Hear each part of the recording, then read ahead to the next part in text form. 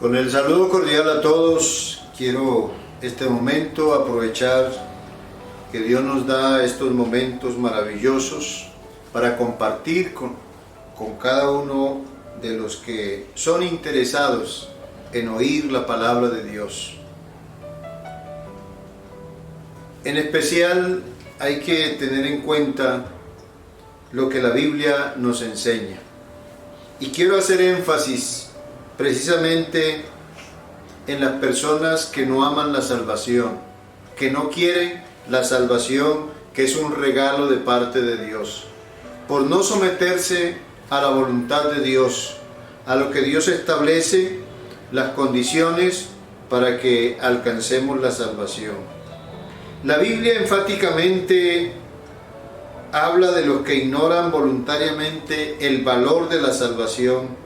Qué importante es prestar atención a la palabra del Señor. En el Evangelio según San Juan, capítulo 3, habla de las personas que no quieren ser salvas. ¿Y cuál será el resultado? Dice, el que en él cree no es condenado. Pero el que no cree ya ha sido condenado porque no ha creído en el nombre del unigénito Hijo de Dios. Y esta es la condenación, que la luz vino al mundo y los hombres amaron más las tinieblas que la luz porque sus obras eran malas. Porque todo aquel que hace lo malo aborrece la luz y no viene a la luz para que sus obras no sean reprendidas. Esta declaración tan importante de la palabra de Dios, pero tan negativa para aquellos que ignoran el valor de la salvación. Es algo tan maravilloso el regalo de Dios, esa salvación que no solamente se puede vivir aquí, sino después de la muerte. Esa salvación tiene que empezar aquí, porque si esperamos después de la muerte ya no hay solución.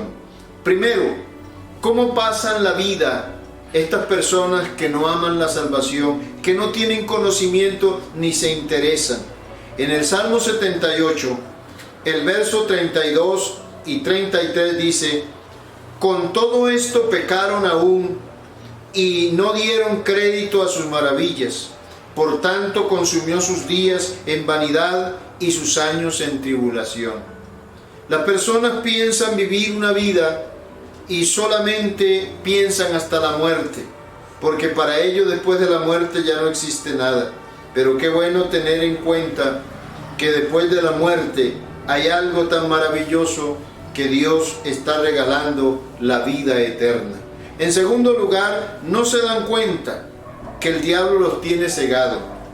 En la segunda carta a los Corintios, el capítulo 4 del 3 al 4 dice: pero si nuestro evangelio está aún encubierto, entre los que se pierden está encubierto, en los cuales el Dios de este siglo cegó el entendimiento de los incrédulos, para que no les resplandezca la luz del evangelio de la gloria de Cristo, el cual es la imagen de Dios. En la primera carta a los Corintios 2:14 dice: pero el hombre natural no percibe las cosas que son del Espíritu de Dios, porque para él son locura, y no las puede entender, porque se han de discernir espiritualmente. Prestemos atención a esto, porque tiene suma importancia. El hombre natural está hablando del ser humano, que no conoce el campo espiritual y que Dios lo invita a que se pueda entrar a ese campo espiritual para conocer cosas maravillosas. En tercer lugar, no saben el peligro tan grande después de la muerte. Apocalipsis capítulo 21, el verso 8 dice: pero los cobardes e incrédulos, los abominables y homicidas, los fornicarios y hechiceros, los idólatras y todos los mentirosos tendrán su parte en el lago que arde con fuego y azufre, que es la muerte segunda. También dice Hebreos, el capítulo 2, verso 3: ¿cómo escaparemos nosotros si descuidamos una salvación tan grande, la cual, habiendo sido anunciada primeramente por el Señor, fue confirmada por los que oyeron? Estos puntos son tan importantes que debemos prestar mucha atención. Y en cuarto lugar, la persona que no le interesa la salvación, no quiere amar a Dios, no quiere abrir sus ojos espirituales para ver tantas maravillas de Dios, son esclavos del pecado. Dice San Juan 8:34, Jesús le respondió: de cierto os digo que todo aquel que hace pecado, esclavo es del pecado. Y Romanos capítulo 6, del verso 17 al 20, dice: pero gracias a Dios que aunque erais esclavos del pecado, habéis obedecido de corazón aquella forma de doctrina a la cual fuisteis entregado. Porque cuando erais esclavo del pecado, erais libre acerca de la justicia. Y dice también la primera carta de Juan 5:19, sabemos que somos de Dios y el mundo entero está bajo el maligno. Estas declaraciones tan fuertes de parte de la palabra del Señor, tenemos nosotros que entender la importancia de la salvación, el por qué Dios quiere y ha querido salvar al hombre de la condenación que ha de venir. En quinto lugar, son hijos de ira y hijos de desobediencia. Efesios capítulo 2, el verso 2 y 3 dice: en los cuales anduvisteis en otro tiempo, siguiendo la corriente de este mundo, conforme al príncipe de la potestad del aire, el espíritu que ahora opera en los hijos de desobediencia, entre los cuales también todos vosotros vivimos en otro tiempo en los deseos de nuestra carne, haciendo la voluntad de la carne y de los pensamientos, y éramos por naturalezas hijos de ira, lo mismo que los demás. Y dice el sexto punto: morirán en su desgracia y en su pecado. Jesús le dijo a aquellos que estaban escuchando pero no prestaban atención: por eso os dije que moriréis en vuestro pecado, porque si no creéis que yo sois, en vuestro pecado moriréis. Y Él os dio vida a vosotros cuando estabais muertos en delitos y pecados. Son extraños a la misericordia y a las bondades del Señor Jesucristo. En aquel tiempo estabais sin Cristo, alejados de la ciudadanía de Israel y ajenos a los pactos, las promesas, sin esperanza y sin Dios en el mundo. Así que ya no sois extranjeros, dijo el apóstol Pablo a los que se habían convertido al Señor.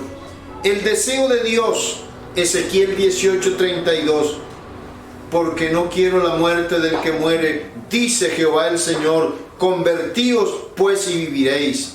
Y es lo que dice la primera carta a Timoteo 2, del 1 al 5, exhorto, ante todo, a que se hagan rogativas, oraciones, peticiones y acciones de gracia por todos los hombres, por los reyes y por los que están en eminencia, para que vivamos quieta y reposadamente, esto es en toda piedad y honestidad. Y escuche, porque esto es bueno y agradable delante de Dios nuestro Salvador, el cual quiere que todos los hombres sean salvos y vengan al conocimiento de la verdad, porque hay un solo Dios y un solo mediador entre Dios y los hombres, Jesucristo hombre. Y dice: mas Dios muestra su amor para con nosotros, en que siendo aún pecadores, Cristo murió por nosotros. Estas declaraciones en la Biblia encontramos realmente que el hombre ignora completamente el valor de la salvación. Por eso